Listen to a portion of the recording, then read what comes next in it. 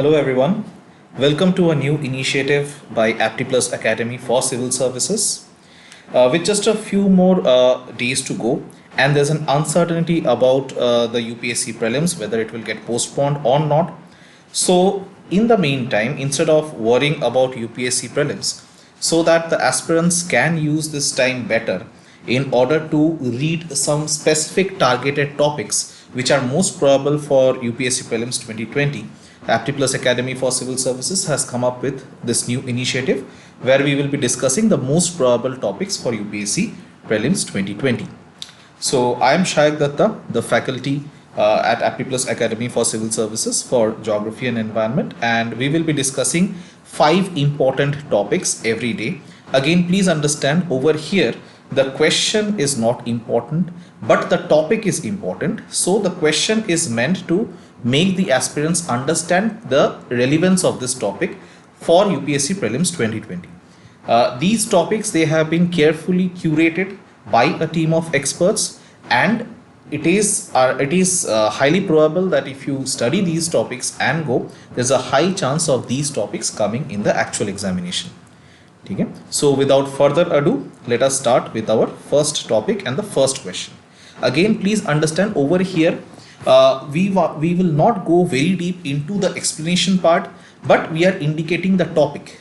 It is up to the aspirants to go through the entire topic, plus you have to also just go through the related topics as well. Hereby, we are indicating the important topics as such. Number 1, the first question, we get to see an important report had got released, which is called as the Global Gender Gap Report. So the first question is with regards to that. With regards to the Global Gender Gap Report 2020, find the correct statement from the following. So we have 4 statements, and you have to find out of these statements which are correct with regards to Global Gender Gap Report 2020. So the first statement is, it is released by UNDP, United Nations Development Program. It is released by UNDP is number 1. Number 2, India has improved its ranking. So far as Global Gender Gap Report is concerned, 2020, as far as the result is concerned, India has improved its ranking, that is number 2.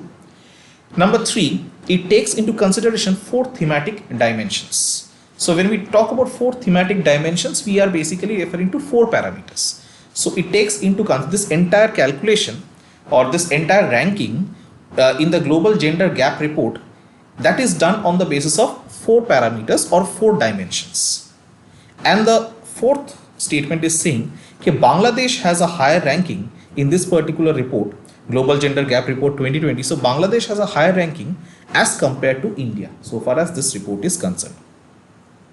And then we get to see the options which are given are A, 1 and 2. That means in the Global Gender Gap Report 2020, 1 and 2 means it is released by UNDP and India has improved its ranking. Is that correct? We'll see. B, 2 only. That is, India has improved its ranking. That is correct. And the rest of them are incorrect. C, 3 and 4. In 3 we have, it takes into consideration only 4 parameters or 4 dimensions. And in 4 we get to see that Bangladesh will have a higher ranking than India in this report, which means Bangladesh has done better in closing the gender gap as compared to India. And D is all of the above. Which one should be the correct answer? So now you see why this particular question has been included. Why is because when you look at UNDP, UNDP is a very important international organization which is also concerned with HDI as well. The Human Development Index also you will get to see UNDP will play a part over there. And as a result, it is very natural that aspirants might get confused and say, yes, it is released by UNDP. The answer is no. It is not released by UNDP because as you can see, it is released by WEF. So what we can do? Wherever you have 1, you eliminate that. So automatically this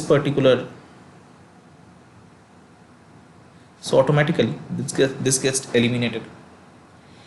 Now India has improved its ranking. Now there is a high chance again, okay, aspirants might get confused because we have been doing a lot of things on this gender front, trying to reduce the gap between gender in all aspects. But again we get to see that this is also wrong, because if you focus over here, India's ranking has slipped by 4 points. So India's ranking, it has slipped by 4 points, and currently India is at rank 112. So second statement is also incorrect. So this is also incorrect. Now we are left with 3 and 4, and then we have all of the above. Now automatically, if you go by elimination method, which is one of the most important things that you should learn before you sit for the prelims, how to eliminate options. You see, prelims is more about knowing what is definitely wrong rather than knowing which of them are correct, which is sometimes or most of the times it is not possible for the aspirants to know the correct answer to all the questions. But definitely, if you have studied properly, most of the aspirants will be aware what is definitely wrong. Okay? So you might not be knowing the exact right answer, but you can eliminate the wrong options and you can arrive at the correct answer. See, if I can eliminate 1 and 2 over here, automatically even this option D also gets eliminated, and I am left with only 3 and 4. But just for understanding sake, let's consider this third and fourth statement also. The third statement is actually correct. There are 4 thematic dimensions. What are these thematic dimensions? These are the dimensions. Okay. So see, first of all, India's ranking, it has slipped by 4 points to 112. This is what we have learned. Also, these 4 dimensions, which are they? We get to see economic participation and opportunity, educational attainment, that is there, health and survival, this is the third parameter, and the fourth one is political empowerment. So which are the four dimensions? Number 1, economic participation and opportunity. Number 2, educational attainment.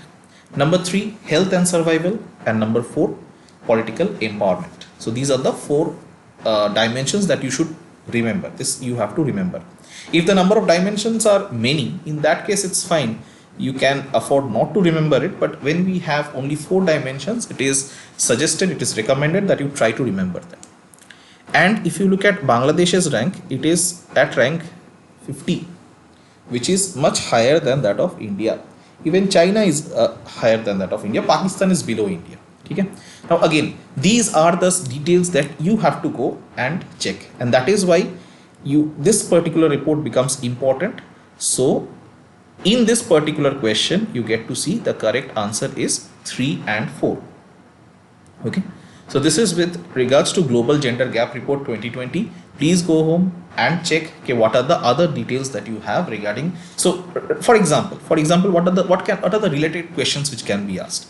Let's say, for example, here we are talking about the fact it is released by WEF or World Economic Forum.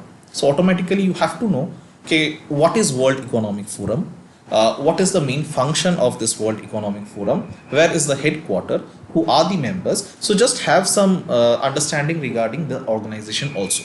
Whenever there is any report coming in the news, you should know the details regarding that report, plus a little bit of details, for example, headquarter, important publications, when it was started, what is the major objective, such kind of details regarding the organization who is publishing the report. So when it comes to Global Gender Gap Report 2020, it is being published by WEF. So World Economic Forum also becomes an important related topic that you should study. So with this, we move on to the next question. The next question is again something which has been there in the news in the past 1 year. That is the Regional Comprehensive Economic Partnership RCEP, which had been making news quite a lot. So the question is with regards to RCEP. Let us see.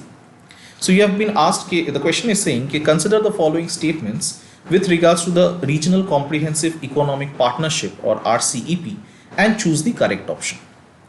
So the first statement is, RCEP was a free trade agreement involving 16 countries, including USA and EU. Okay? Second statement, the 10 ASEAN countries plus Australia, Japan, South Korea, India, New Zealand and China were the members of RCEP. So in the first statement we are saying USA and EU, they were members, plus we had other 16 countries. In the second statement it is being said that 10 ASEAN countries and the given countries, they were the members. Third statement, RCEP countries enjoyed together they covered over 60%, or together they contributed over 60% of the global trade. Okay, so all the countries which were a part of RCEP or they are a part of RCEP together they contributed over 60% of the world trade. And the fourth statement is India enjoyed a trade surplus in merchandise with the RCEP members. When we say trade surplus, that means what? Okay, India is exporting more than it is importing. Okay, so India enjoyed a trade surplus in merchandise with the RCEP members. Now let us see. The given options are A, 2 and 3, B, 2 only, C, 1 and 3, and D, 1, 3 and 4. Achha, first of all, let us understand. RCEP, it was a free trade agreement involving 16 countries including USA and EU. No. First statement is definitely incorrect. USA and EU, they were never a part of RCEP. So first statement you can eliminate. Wherever you have number 1 or first statement, that you can eliminate. So for example, in C and D options, you have 1, 1. So you can eliminate. See how you can arrive at the answer faster. I'm telling you another process. One, you have understood about elimination. Okay, for example, if you have read a little bit or heard news regarding RCEP, then you will definitely know that USA and EU or European Union were never a part of it. So you simply eliminate number 1. If you eliminate number 1, then you are eliminating C and D, and your probability of getting the answer correct is increased by almost 50%. So now you have a 50-50 chance, whereas initially you were having a 25% chance of getting it correct. So now you are only left with options A and B because C and D gets eliminated, right? So in A and B, now you see how you can arrive at the answer for how you can save time. For example, if you look at A and B, in both the options you have 2 common, which means 2 is definitely correct, right? So 2 is definitely correct. 10 ASEAN countries, Australia, Japan, South Korea, India. Of course, India was there, and one of the major issue was regarding the import of agricultural goods, etc. from New Zealand. This was one major issue. Plus, we suffered a lot in terms of trade deficit with the ASEAN countries. Also, of course, China. We have a huge trade deficit with China. So more or less, you can understand that option 2 or statement 2 is correct. So we only have to concentrate upon statement 3. Let us see. RCEP countries together cover over 60% of the world trade. Now, what do you do here? China is there. Definitely China is there, which means definitely there's a huge contribution to the world trade. But imagine China might be there, but USA is not there. NATO EU is there. European Union and USA they were never a part of RCEP. So if you are leaving out the world's biggest economy, like USA, and you are leaving out EU, then you can understand that the contribution of RCEP to the world trade might be high, but it cannot be more than 50%, right? So 60%, that is an exaggeration over here. So out of the given options, we get to see that only option, statement number 2, that is option B, is the right answer. Let us see. Yes, answer is B, because as we have discussed, EU and USA, they were never a part of RCEP. Plus, if you look at the RCEP countries, they contribute around 27% of the world trade. So 27%, but not 50-60%, that is too much. Similarly, if you look at India's trade deficit, so out of India's total trade deficit, almost 60% of it is with the RCEP countries itself, right? So India definitely does not enjoy a trade surplus, rather there is a trade deficit that it suffers. So the correct answer is B, 2 only. Okay, so this is regarding RCEP. Again, RCEP is important, and along with RCEP, you also have to look at the other important free trade agreements which exist. So of course, you have to look at the important free trade agreement FTAs, for example, which USA has with Europe, right? Similarly, if you look, you should also have a look at the important FTAs of which India is a member, right? So this is how you relate.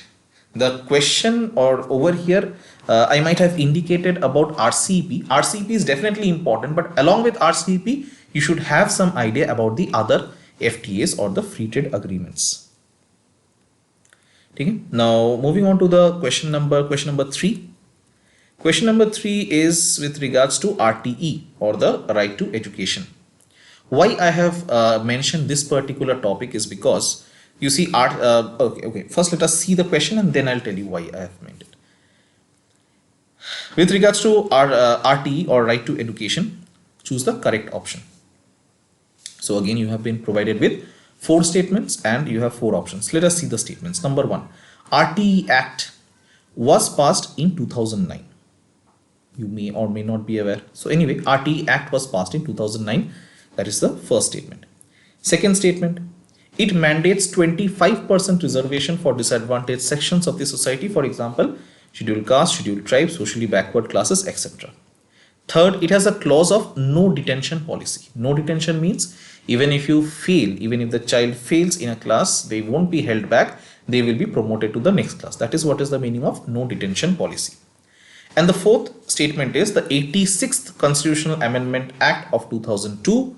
It inserted Article 21A, which provided RTE as a fundamental right in Part 3 of our Constitution. So Part 3 of India's Constitution, it deals with our fundamental rights. So RTE was included in Part 3, which means RTE became a fundamental right with this 86th Constitutional Amendment, which inserted Article 21A, which deals with right to education. So which out of this is correct? See, if you have studied your polity more or less properly, you should be aware that this fourth is definitely correct. This fourth statement, it is definitely correct, which means you see over here statement A or option A, it has 4, option B has 4, option C has 4, option D also has 4. So 4 is definitely correct and you cannot eliminate anything over here. So leave alone 4. Now let us see what are the things that we can eliminate over here. For example, both of them have statement 1, statement 2 is present over here. So what is the statement 2? It mandates 25% reservation for disadvantaged sections of the society. Now again, you may or may not be aware. Now you see, this is a type of question where if you are not very sure about your about the question or about the topic, then you cannot go for you cannot like guess. You cannot guess the right answer, because over here, as you can see, you cannot even go for the elimination method, which also becomes impossible. So this is a type of question where if you are not aware, if you have not studied this particular topic properly, then you will not be able to answer. And again, it is not worthwhile. It is also not worth it to actually try to guess or go for guesswork, because there is a high chance, because you are not being able to eliminate options. If you eliminate options, then you are able to increase your chance of or increase your probability of getting it correct. But here there is no such possibility of you trying to increase that probability. It is still 25%. So any of these can be correct. Under such circumstances, I would recommend it is best to skip the question if you are not aware, because these are things which we know RT is there. We know that a child between the age of 6 to 14, he or she should mandatorily get primary education. Okay? That is what RT we are aware of. Article 21A we are aware of. But the thing is, we might not be aware of these details. So that is why under such circumstances, if you cannot eliminate options, if you cannot remember the statements, in that case, it is best to skip. But let's say, for example, what should be the now let me tell you why I included this particular topic. This is because, see, first statement is actually correct. It was passed in 2009. So it completed 10 years in 2019. And UPSC has this tendency of asking such kind of questions, incidents where you have a 100-year anniversary taking place, or a 100-year, celebration taking place, something like this. So whenever you have 100, 200, 500 or something like this, 10-year, 5-year getting completed of a particular scheme, etc., there is a high chance for UPSC asking from that particular topic. So over here we get to see RTE Act, it completes 10 years in 2019. Hence in Prelims 2020, this becomes a probable topic. So first statement is actually correct. The second statement is also correct. Third statement, it has a clause of no detention policy. Originally, it used to have this no detention policy, but later on it was amended, and I have also mentioned, I think, the amendment. Yeah. The no detention policy, it has been removed under the right of children to free and compulsory education Amendment Act 2019. So this particular clause, it was removed, and the fourth is anyhow correct. So if I eliminate option 3, right, So then you are left with B. So answer is B, 1, 2 and 4 only. Getting it? So what is important over here? RTE is very important. So go through the entire act, the provisions of the act, the lacunae, what is it lacking in, the amendments, the changes which have taken place in the act, that becomes important. So right to education is an important topic so far as UPSC Prelims 2020 is concerned. Moving on to another topic, that is Chabahar Agreement. Now Iran has been in the news in the last 1 year because of the relationship between America and Iran. So we get to see Iran also, if you look at the coronavirus, we get to see Iran has been one of the worst affected countries. So with regards, so Iran is an important topic, right? When we relate Iran to India, then we get something called as Chabahar Agreement. So a question has been asked over here, which out of the given option is true with regards to the Chabahar Agreement? First, it aims to create an international transport and transit corridor for the uninhibited, which means unlimited shipment of goods between Afghanistan, India and Iran. That is first statement. Second statement is a multimodal network of ship, rail and road route for moving freight. Freight means goods between India, Iran, Afghanistan, Armenia, Azerbaijan, Russia, Central Asia and Europe.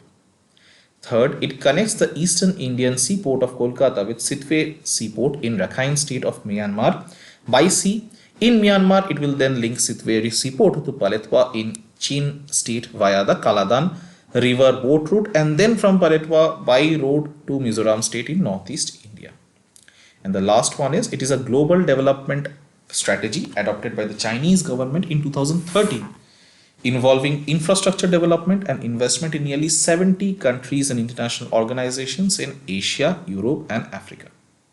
Now most of you, anybody who has gone through the papers, anybody who has been doing proper preparation can easily, this is an example of an easy question. The previous one was an example of a tough question.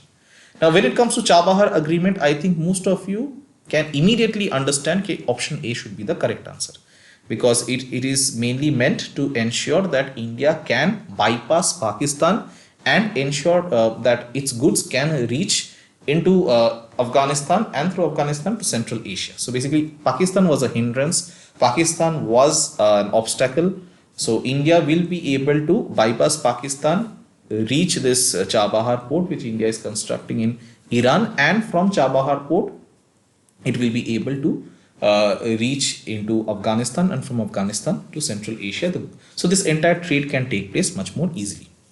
But at the same time, you should also be aware about the other options. This is what we call as reading around the topic. You are not only concentrating on the topic, but you are reading around the topic. So you are not just seeing why this first option, why that is correct, but you are also checking why what else can we get from the other options which have been given.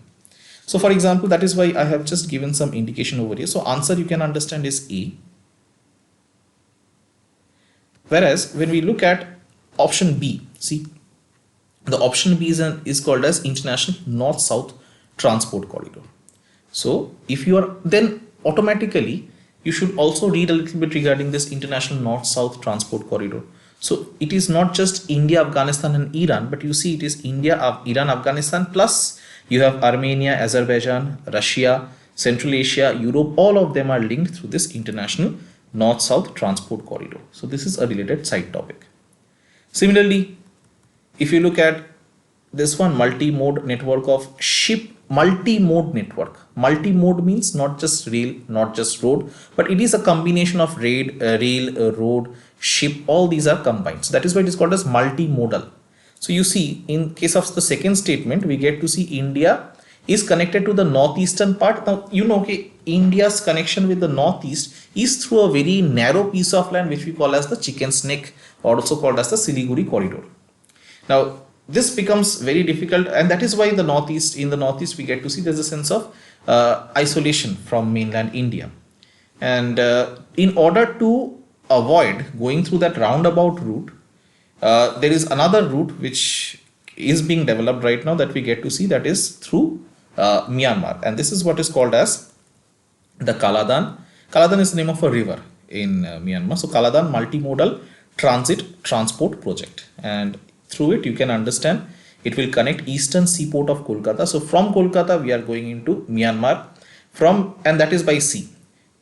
Then from there, we get to see this seaport is linked to this particular area via the Kaladan river port route. So first through sea into Myanmar, from Myanmar, we go to another part of Myanmar through boat, and from there by road, we are reaching northeastern state of Mizoram. That is how the goods can be transferred from Kolkata to Mizoram, not having to go through the Siliguri corridor or the chicken snake corridor. It can be, or rather the entire route lies through Myanmar. So that's a easier route in case if there is any problem in the chicken snake corridor, Siliguri corridor. Next is again, this option D is very easy. It is a global development strategy adopted by the Chinese government. Automatically, you should be able to understand that we are talking about the One Belt, One Road initiative. So this One Belt, One Road was the previous name for it, but now it is called as Belt and Road Initiative from 2016. It is being referred to as Belt and Road Initiative. And again, it has been in the news quite a lot because we get to see this Belt and Road Initiative. Over one part of it is the China-Pakistan Economic Corridor, or CPEC, which runs through the disputed territory which India claims to be its own, but Pakistan claims it, that part of Kashmir which Pakistan claims to be a part of Pakistan, but India says, no, that is Pakistan occupied Kashmir. So CPEC becomes an important side topic that you should be aware of. So China-Pakistan Economic Corridor. At the same time, you should also know why CPEC has been constructed. Again, because China wanted an access to the Arabian Sea. So there China has the Gwadar port, and to counter the Gwadar port, we have the Chabahar port in Iran. So automatically, you should also be knowing about the string of pearls, which is a strategy by China to completely encircle India by creating ports in the neighboring countries. For example, you will have Hambantota port, and you will have ports, Chittagong port in case of Bangladesh. So China is trying to encircle India. Similarly, what India is doing, that also you should know. So this is a part of your international relations which you should be aware of.